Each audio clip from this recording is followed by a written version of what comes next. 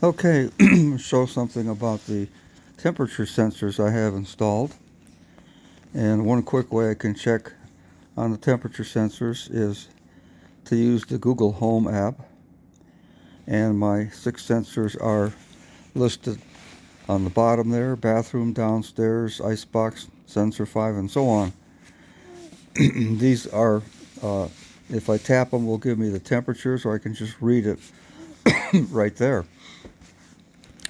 So the other thing I can do, if I go back to just a Google, a screen, I can just say, "Hey Google, what is the temperature of the icebox?" Icebox is currently 37 degrees. Okay, you could hear that being repeated back as voice. So another way to access those temperatures. But the most comprehensive way is to use this device, the app called Smart Life.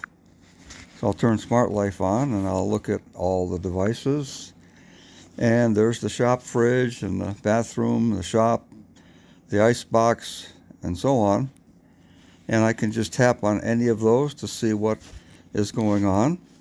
So if I tap on the shop fridge, there's my temperature right there, 32, humidity. If I tap on the end of the temperature graph, I get a current graph of the hourly measurements of temperature, and I can move along hour by hour. The data is actually taken more often than by hour, but this is what the graph is. And you can see how that refrigerator is changing as it cycles on and off. I can go back in the bottom left corner here to previous time, and I can notice here that the temperature is 33, so on and so forth, and then all of a sudden it's up to 70 degrees.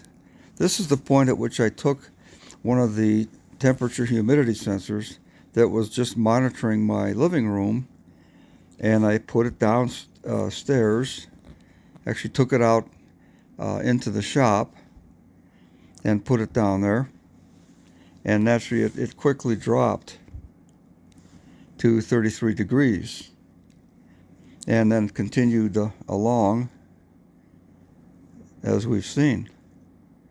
I go back many days and see let's step going back here and look at what was going on.